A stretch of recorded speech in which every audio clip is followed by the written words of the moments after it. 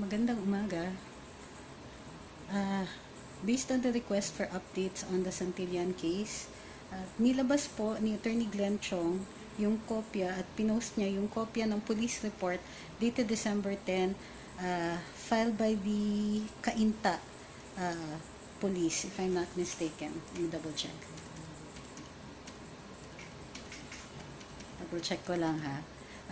But what we're going to do is note how the report reads, no? Mahalaga itong report na to.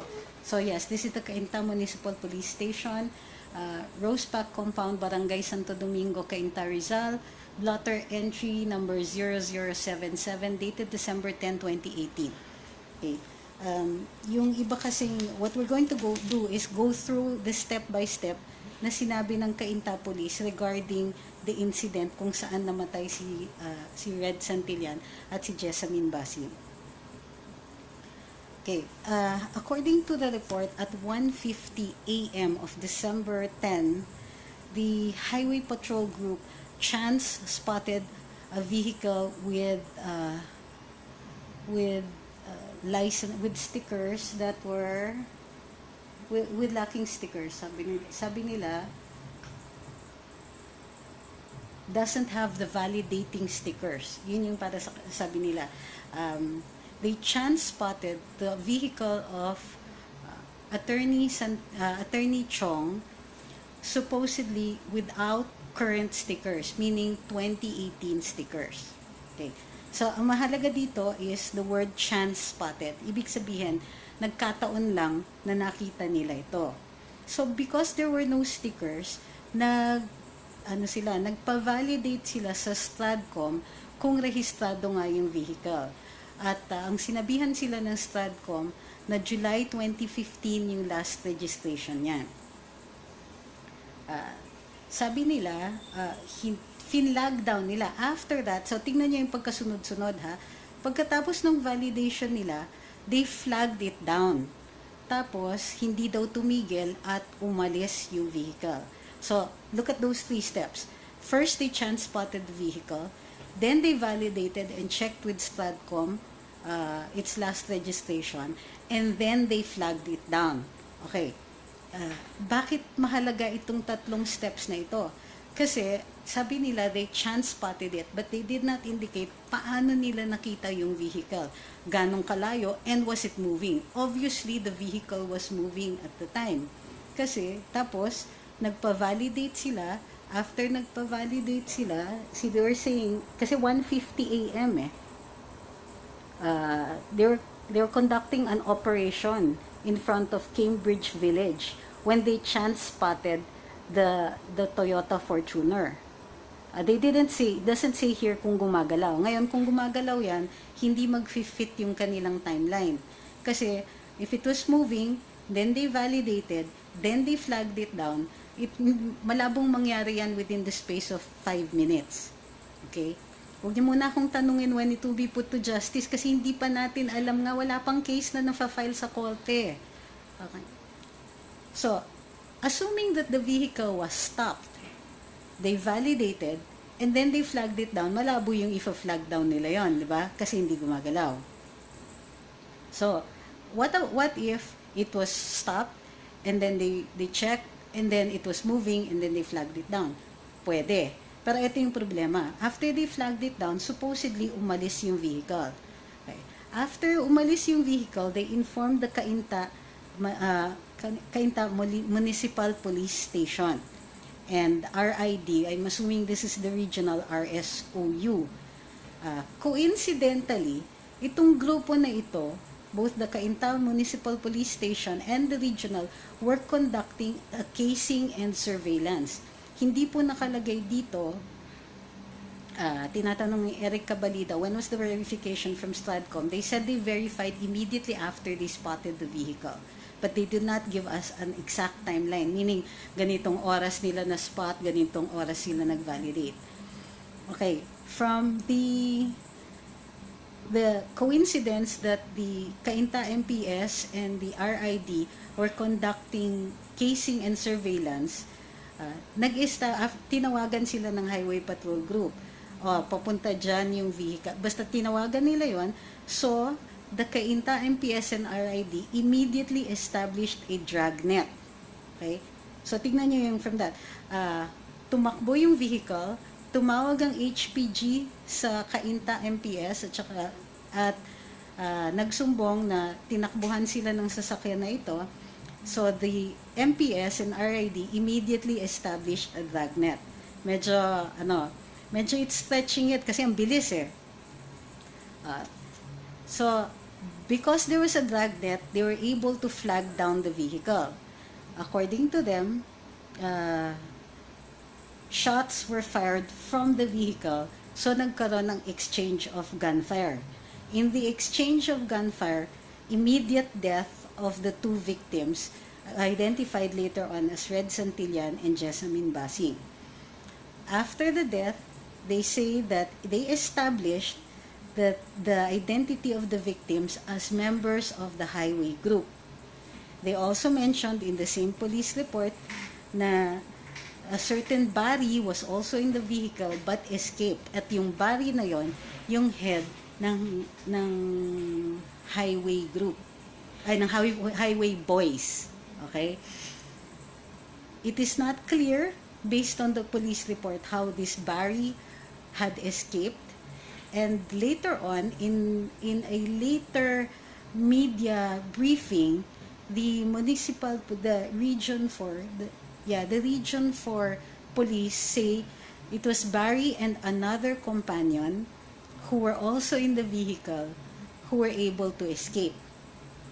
So, based only on the police report, 3 lang yung nasa vehicle. Pero later on, in a press briefing, 4 na yung nasa vehicle.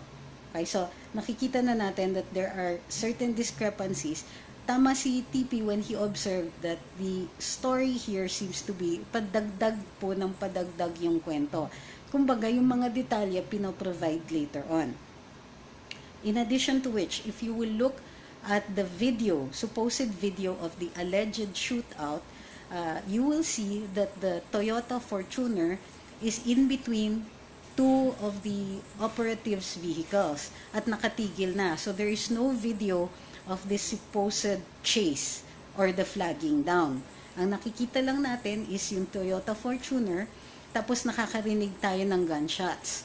So we do not see anybody actually opening fire from inside the vehicle, but we see people outside of the vehicle. So medyo malabo yung sabihin that that video is a video of exchange of gunfire.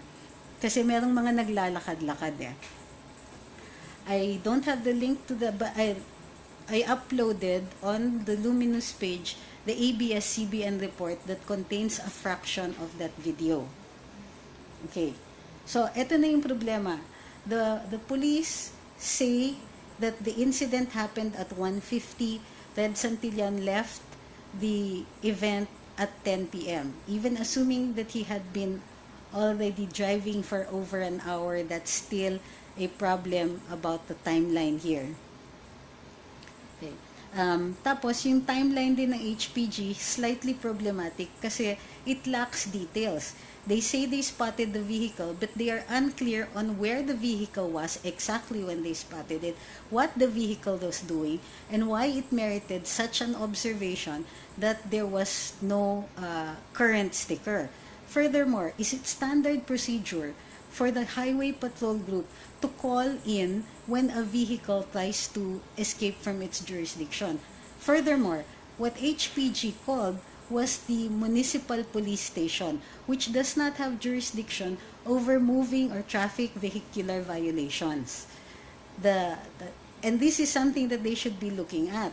Yung vehicular violations, ang mga traffic violations, hinuhuli lang yan very particularly by either local government designated officials, MMDA, or the highway patrol group itself. This is not a delegable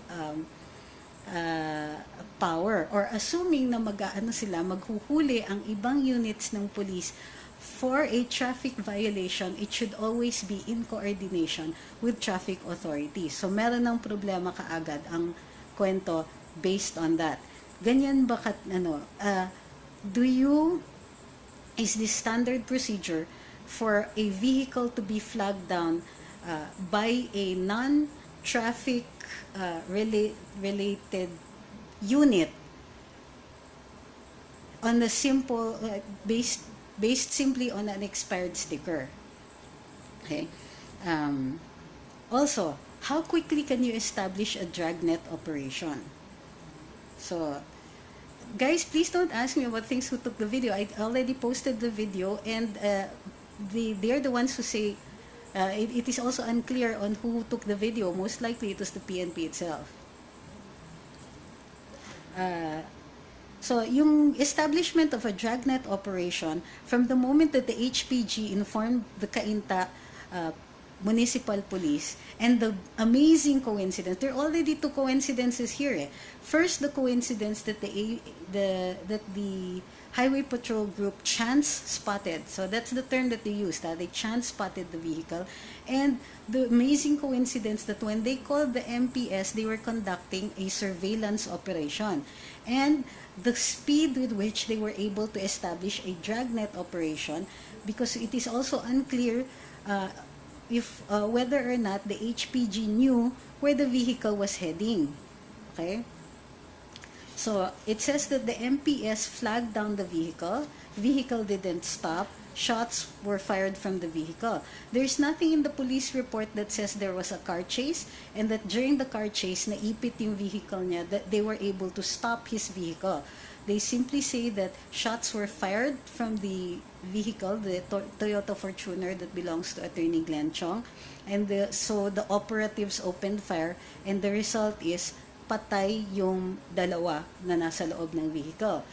At the end of the police report, they identify a certain Barry who is a member of the said gang.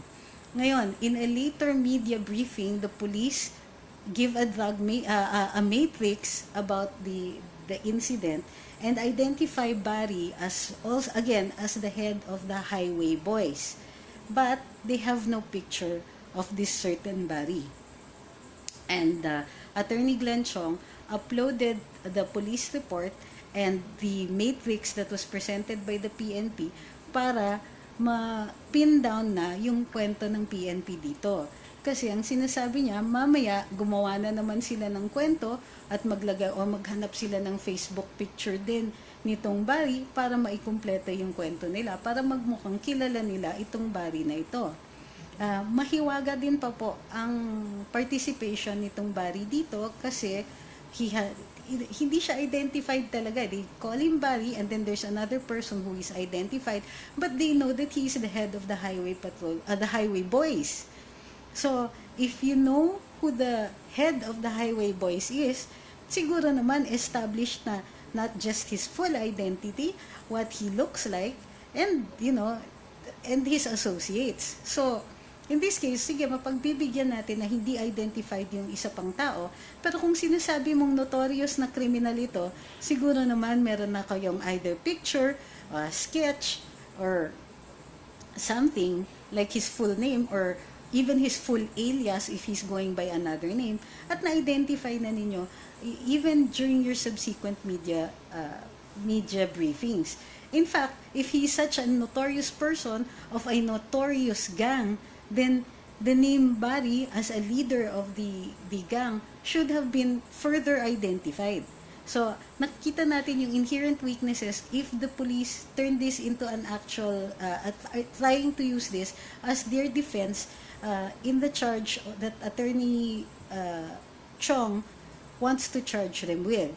So, Attorney Chong says this was a premeditated murder because the narrative of the PNP is not good enough.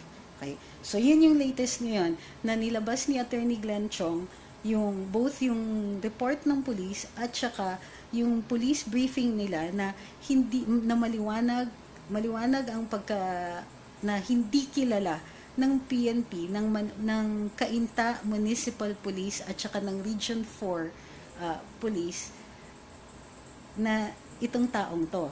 They say that the Highway Boys is led by a certain Barry, but they don't know who this body is. They don't know what he looks like. They don't have his last name. And yet they can say with absolute certainty na si Red Santillan at si Jessamine Basing supposedly are members of this group. Okay, dagdag natin yung ibang mga nalaman natin. According to Attorney Chong, napag-alaman niya na it wasn't until December 23 na humingi ang higher authorities ng PNP ng intel on Jessamine Basing and Attorney Glenn Chong and Red Santillan. And obviously, wala silang nakuha that relate them to the Highway Boys. Ang sinasabi ng PNP dun sa kanilang briefing is that Jessamine Basing is supposedly a cousin of the leader of the Highway Boys, which would make her a cousin of this body. But again, this body is not identified. Okay. So far, the police report is very, very spotty. Wala siyang kahit anong detalye, and it doesn't clearly state kung bakit na nahikayat silang barilin itong sasakyan na ito. Also, it has way too many coincidences. Coincidence na na-spot ng HPG yung vehicle. Coincidence na humingi sila ng tulong sa Cainta MPS at saka RID, who was coincidentally holding a casing or surveillance operation at the time. And coincidentally were able to somehow magically immediately establish a dragnet operation. And of course, that they were able to catch up with the vehicle. They were able to even get a video, and they were able to identify a person who is supposedly escaped not only the dragnet but also escaped the shootout. Okay, let's go to your questions. Sabi ni Armando Dolor, pabantayan na po ninyo yung mga kaanak ng babaeng biktima, baka masuhulan at gumawa ng kwento na totoo yung inilabas ng kapulisan. Sabi ni Daddy Dew, maaari din si Carranza may pakana, pero dahil siya ang head ng regional command, responsibility na niya. Sabi ni Carmina, are our HPG equipped with computers to verify license plates? As far as I know, hindi. Kaya nga itinawag pa po nila sa Stratcom. Sabi ni Febal Dorado, huwag na kayong umasa sa recount na Sabi ni Alfred Enaje, the police should have the burden of proving that Santillan is indeed a member of the highway robbery gang. Agree. In addition to which, they should at least show that they had more than just intel to go on with. In fact, itong idea na may intel sila only came out during the media briefing. Wala ito dito sa police report. Ang sinabi lang nila, identified victims as members of the highway gang. Take note ha, identified victims, meaning yung identification came afterwards, not during the shootout. So ito yung tanong, what was the justification of the shootout? Sabi nila na unang bumaril yung mga biktima. Pero hindi natin nakikita in any medical evaluation of Red Santillan that he has powder burns, meaning malabo na maril si Red Santillan. We don't have any information about any autopsy or evaluation on the body of Jessamine Basing. So wala din tayong information kung may nagka-claim na pamilya niya dun sa kanyang mga labi. Sabi ni Leonor Makabugto, marami kasi pulis na pwede mong i-hire to kill someone, but in fairness, marami pa rin pulis na matino. Totoo din naman yan. Sabi ni Yolanda, naku, i-fix nila ang story kasi na-explain yun na ang kanilang lapses. It's too late. It's too late because there is already a document indicating this. Diba? Kung ngayon lang sila maglalabas ng explanations about it, tapos meron na silang mga ilang media briefings na napako na natin yung kanilang mga storya dun sa base sa mga media briefings nila. Ngayon, kung late sila makakuha ng ebidensya, it does not exonerate them from this shootout. Itong particular na shootout na ito, maliwanag na wala silang impormasyon, intel or otherwise, on who they were shooting at. Later on, sinabi nila, ay, yung nabaril natin, napatay natin, the victims were identified as members of the highway gang. Ibig sabihin na identify nilang members of the highway gang only when they were identifying the bodies. In other words, the shootout wasn't being conducted between members of the highway gang and the police. The police were only shooting at a person with expired registration. Dito sila mayayari. Sabi ni dagdag ko lang, according to Attorney Glenn Carranza likes the family of Fred to cooperate in their investigation, pero tumanggi si attorney kasi obvious na merong cover-up and whitewash. Correct. Sabi ni Sanoj Black, sa dami ng discrepancy ng report ng PNP, it sums up to the question, are they real police officers? Are they filtered? Did they do the psychological test? Logically, PNP report fails. Let the mastermind out. Sabi ni Josephine, bakit wala pang sinasabi si General Albayalde? Well, apparently based on hindi pa tapos yung investigation. Sabi ni Victor Season, is there a way for Attorney Chong to request for a transcript of those communications between HPG and Cainta Police? Tandaan po natin, immediately after the death of Red Santillan, humingi na si Attorney Chong ng all the documents pertaining to the intel submitted to the Cainta Municipal Police and the Regional Police, pero hanggang ngayon hindi pa po binibigay.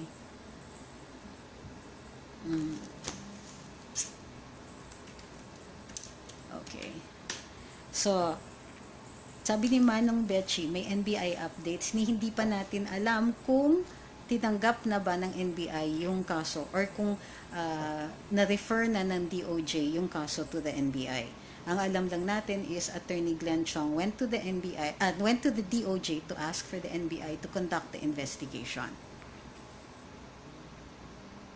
Sabi ni Sarah, kailangan talagang may nakatakas na tao, otherwise sino magdadrive ng car kung patay na si Santillan? At kailangan din na 2 locations ang involved dahil kung isa lang, paano nila mabubugbog si Santillan? Sabi ni Cassandra Sandy, expired registration, bakit overkilled? Correct. Diba? Sabi ni Glea Galvez, sa damit pa lang, CP Chinelas at dashcam na ayaw nilang ibigay, totoo talagang ayaw nilang malaman yung katotohanan na tinorture nila si Red. Sabi ni Noida Monteclaro Adia, kaya nga matagal silang kumibo dahil niluluto pa nila, pero kung nagsisinungaling sila, mabubuking din. So sabi ni Beth Argilias, everyday talaga kita pinapanood. Thank you po. She's watching from South Korea, from Seoul. Sabi ni Esina Olye, bakit hindi na-resolve ngayon ang case ni Sir Red pag halimbawa manalo si Attorney Glenn sa Senado? Pwede kaya siya mag-suggest to conduct hearing sa said case? Sana pwede. Okay, ganito po yon. Hindi po kailangan na senador si Attorney Glenn Chong para mag-conduct ng investigasyon. Tandaan natin, nagsabi na ang Pangulo, nag-order na daw siya ng investigasyon. Ito yung problema, hindi pa natin alam kung sino ang susunod sa order na yan kasi hindi maliwanag dun sa statement ni Spox Panelo kung sino ang pinapa-imbestiga ni Pangulo dito sa kaso ni Red Santillan. So, iintayin pa natin yan. In the meantime, pumunta si Attorney Glenn Chong dun sa DOJ para hingin na ang NBI ang mag-conduct ng investigation.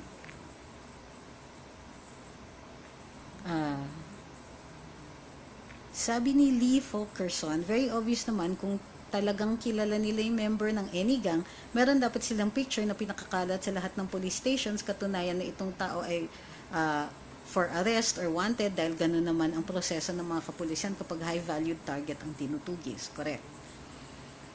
Wala pong picture ni Barry. So sabi ni Rosie Villanueva, managot ang dapat managot sa case ni Red, mabagal pag-usad ng kaso, kalampagin sila. In this case, normally hindi ako yung type na magsasabing mabagal ang kaso.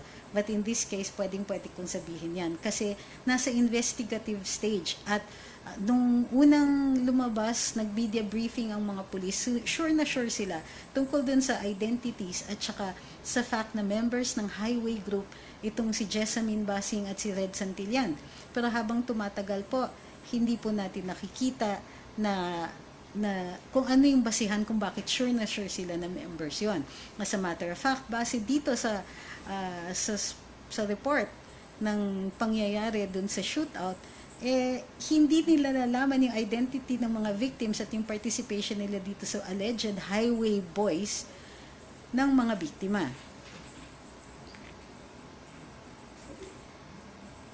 Sabi ni Lisel Cantones, di ba po dapat na ipaalam sa family if in case in-autopsy yung bangkay. Bakit po na-autopsy na yata before pinaalam sa family? That is correct.